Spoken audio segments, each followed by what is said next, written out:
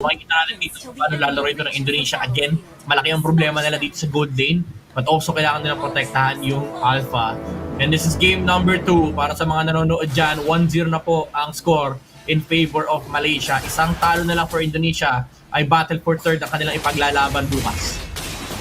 Yes, talaga nga namang magkakaroon tayo ng pagkakataon na makita ang magiging kaganapan sa laban na ito. Again, this is game number 3. Game number 2 rather for both Malaysia and Indonesia. And makikita natin na ngayon in a way wala pang kaguluhang nagaganap unless makita natin na nandito na sila Kiboy, nandito na sila Yums. Ito na yung kaganapan na inaabangan natin kasi mukhang ma-first blood yata. Pero back na lang din muna kasi nandun si Albert.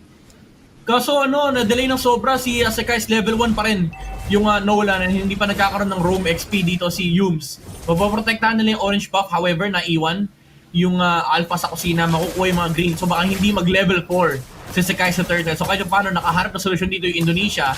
Kung medyo may kailangan tayong intindihing turtle fight, i-delay natin yung jungle para kahit paano may spatial sila sa early game. Yes. Pag nagka ng espasyo doon sa laban earlier on, ay mahirapan na lang din naman si Sekais na makapag-dish out ng damage output. Ito din yung ginagawa nila kanina against Albert. Parang ito yung nagiging kaganapan na sinusubukan nilang i-delay yung mga minion wave, ay yung mga jungle creeps na si Albert. And now, siya na yung gumagawa nun kasi mas magiging mabilis yung rotation ng lineup na meron sila. Uy, nag-retreat si Sekais and si Kiboy dito. Flicker out. Yun lang! Nabigyan si Kiboy. First blood for Malaysia. Pero alam ni Albert walang retribution si Sekais. At least nag-level 4 yung Nolan. Pero it is gonna be a free turtle for Indonesia. Retry, ginamit na ni Albert dito. So kahit paano na-equalize ng Malaysia yung nangyari nung early game. Labang lang ng experience ang Indonesia. Pero again, yun ang naman ang gusto nila, ma-mitigate yung early game presence ng mga heroes from the side of Malaysia. Yeah. Kapag nagkaroon ng ganong ability, hindi na yun mabubuhay si Kiboy kasi ginaya ni Stormy yung kanyang ultimate. Babagsak na naman si Kiboy, wala pa siyang flicker doon pero ang sakit na ng damage output na nagmumula sa kanila, but Sans also, masakit din ang bawas na meron siya. Nabigyan si Kiboy, di nag-ingat. And yung ginagawa ni Luke dito, pina-fast clear niya lang yung lane niya para guluhin niya yung Nolan, and nakita nila, alam nila, naamoy. Sabi nila, amoy TP. Amoy, nagbabadyang kill. And makukuha ng Indonesia yun. Zooms goes down. Pero at least hindi si Sekais. Yun napatay. May red pa si Albert though. So I think libreng orange pa rin to. For Indonesia. And grabe, 4-man rotation mula dito sa Indonesia. And ang masaya dito, papunta sila sa gold lane. So kahit paano matutulungan nila si Chewe. Look, still sustaining with the vengeance. Kulang pa yung damage output dito ng Malaysia. Oo, hindi pa natin nararamdaman na bumabakat yung damage nila and napigilan nila yung snowball na nagmumula kay Sekais. So that's a very good sign coming from the Indonesian team. But Stormy, sabi niya walang good sign kasi papatay na namin si Sansa, pa-purify na siya doon pero hindi na yata siya mabubuhay kasi nga din naman nandun din si Sekais. Pero si Kiboy, susubukan niyang mag-glaive in, glaive out pero hindi na din nila mapapabagsak si Sekais. At this point in time, midnight, kailangang mag-focus ng Malaysia in terms of being able to farm kung ano nga ba yung na-lose nila in the first few minutes of the game. Recovery mode. Malaysia ngayon. Kiboy, pangatlong death niya na. Okay lang sana to kung hindi siya nakakuha ng kill kanina. Pero na-reset kasi yung bounty niya, so mas malaki yung makukuha dito ng Malaysia. Look, ginugulo lang dito. Yung mga members ng Malaysia, napakakunat nung Hilda. Pero wala pa namang major objective na natatrade dito. Kahit paano makakuha pa rin naman ng turtle si Sekais. Sorry, yes, purple pala. Kahit purple. Kasi yung turtle, binabakbakan na ni Albert, di na rin yata makakaharap dito yung mga miyembro ng Malaysia. Tapos nandun lang din naman nag-TP si Albert na makakuha. Tapos nag-spear of Alpha pa siya. Si Goyes yata magiging target, kaya naman babagsak ang kabayo. Pero hindi, buhay pa din! Buhay yung kabayo! Ang kunat naman noon! Grabe yung revitalize ni Gojes, nabuhay pa siya ron. And binigyan ng Malaysia yung isang side lane. Kasi guys, makapag-farm lang siya ng payapa. Wala pang 5 minutes pero binigyan na nila yon para lang makahinga si Nolan. Pero bababa na kagad dito si Luke to be able to hold off the Nolan. When it comes to gold, hindi ganun kalayo. 200 gold lang yung lamang dito ni Albert. Well, actually 400 na. And yung XP, 2 levels ang lamang nung Alpha pero top Masisita. lane! Bakit kasi nakaspin ka? Kung Masisita. naka-purify, makakalabas pa rin naman yung Iritel. Pero muntikan nang mamatay si Chewe doon. TP. Ayun! Nahuli nila yung Bruno, napakagandang TP mula dito kay Sans. And si Gojes, tatangin niya yung Indonesia with the Revitalize. Actually, wala pa pala. Wow! Makakalabas siya dito with the Alpha. Dealing the true damage needed to take down the Hylos. And tuloy-tuloy lang ang laban, Stormy. Makakalabas pa rin siya dito, 3-5 ang score. Lamang ang mali sa kill, pero At lamang saka si sa momento Stormy! ng Indonesia, nag-unit si Kiboy sa harap. Si Stormy, hindi mabubuhay. Si Stormy dito, pero nandito na si Zekais! Nakakuha ng return kill dito kay Albert, pero may bansi naman si Chewe as he takes down the Nolan. Oo, ang ganda ng ginawa doon. Gusto ko din sana i-comment si Stormy kasi inintay niya matapos yung Purify bago siya nag-Raging Sandstorm against Suns. Pero mas maganda yung ginagawa ng Indonesia ngayon na kahit papaano 1-5 ang gold lead na meron sila. Nasa kanila lahat ng pagong. At kahit pantay ang kanilang kill score, yung minion and jungle creeps na merong advantage dito. Ulit. Yung kupunan ng Indonesia, yun yung kailangan nilang bantayan. Pero si Kiboy mamamataan doon nung kabayo habang nandito na lang din naman si Kais, hindi inaalintana ang bawas na nagmumula kay Luke. Ire-retry niya ang purple buff tapos magpupunta na siya sa kanyang orange. Oo, sa perspective na Indonesia, free turtle na naman. Pero ang question is, ilalaban ba ng Malaysia? Pwede sila mag-hero lock dito, meron silang glorious pathway. Yung sa may batang likuran, taking so much damage from Killboy, and ginamit ni Raging Sandstorm. Yums goes down!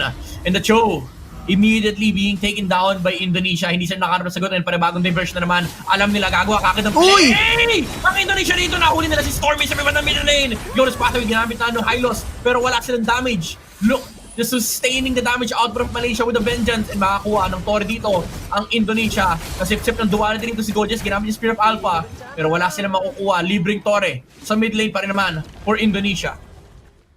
Oo, tapos nandun si Kai, susubukan niyang mag-transition into that bot lane.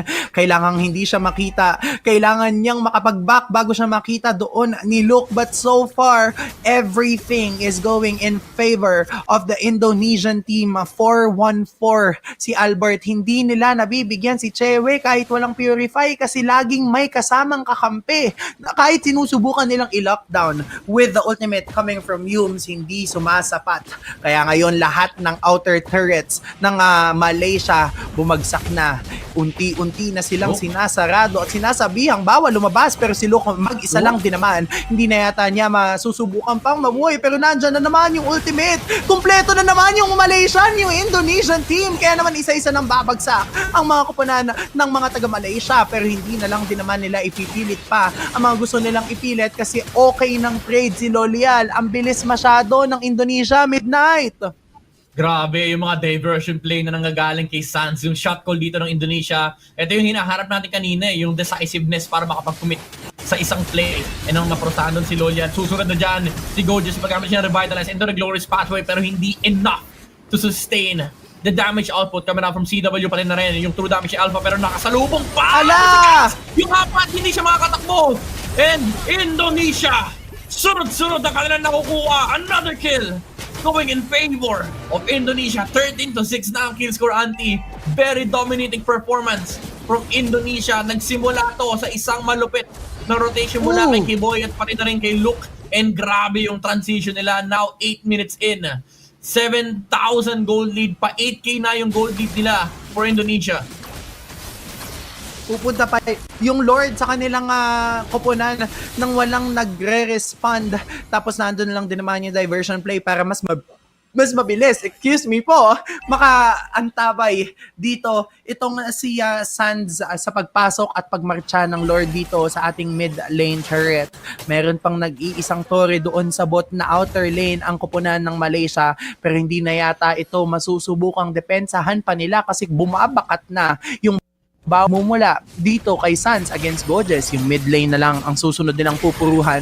Meron pang ultimate, kompleto ang lahat ng mga battle spells, pero ang sakit ng bawas na nagmumula sa kanila. Si Kais nandun lang din naman, susubukan niyang ipagtanggol ang kanya-kanya mga kakampi, pero si Kuboy pumasok with the Raging Sandstorm. Nandun lang din naman yung Leon nitong si CW, pero hindi yata nila ipipilit kasi ngayon susubukan ng depensahan ng Malaysia ang unang Lord ng ating laban. Makakahinga pa ang Malaysia, pero may Lord Wave pa sa may bandang baba. Ayaw ipaproc ni Yums yung passive ng tower. Gusto nila masulit yung mga minion waves na uubusin ng Torre dito. So kahit paano madedepensa nila yung bottom lane. Tumalo na si Chewe, napagamit na ng kanyang ultimate. So bottom wave, makiklear out ng passive ng tower, pero top lane, diversion na naman mula sa Indonesia. Wala silang makaharap na kill though, pero makukuha nila yung Torre. And out na for Indonesia. Hahabol ba? Yan ang tanong.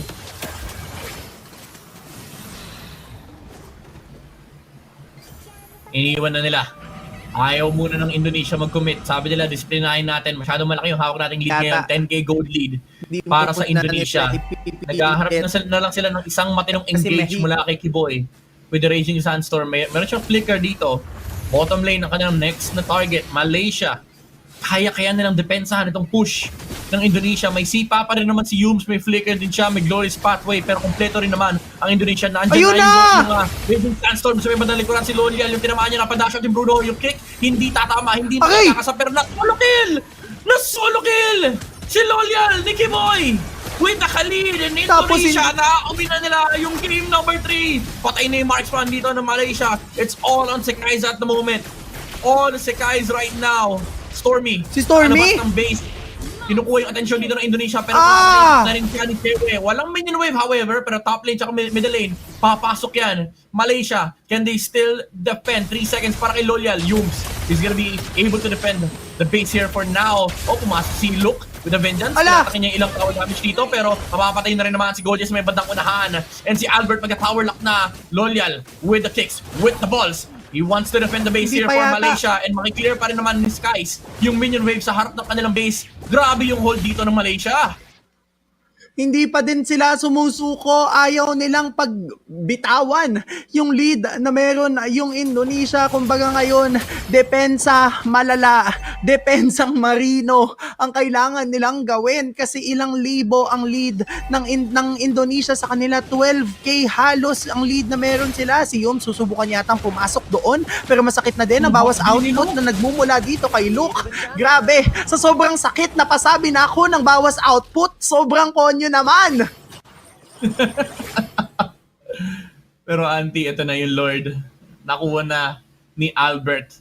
Medyo taghirap dito yung Bruno ni Lolial. 4,000 gold difference between the two marksman. Pinili nila to into the Iritel, knowing na kaya nila ipanalo yung lane matchup, pero hindi nakuha ng Malaysia yung kanilang expected early game output. Yeah. And ina-attempt na ni Sans yung diversion. Pinipindot niya na yung spell na yan. Pinipindot niya na yung skill na yan. Lumalabas yung bilog sa mapa. Saan kaya sila lalanding? May flicker na si May Kiboy, Lord na papasok sa base dito ng Malaysia. Nakaabang si Kiboy. May flicker Nakatingin si siya. Glorious Kiboy. pattern. Ginamit na ni Gojes. Yums! Flicker! Si Pero Yums! hindi niya si Chewe. Naka-ready yung ultimate. Yung crossbow! Hindi niya na makuhuli yung Intel. Indonesia is gonna be able to force game number 3. 3.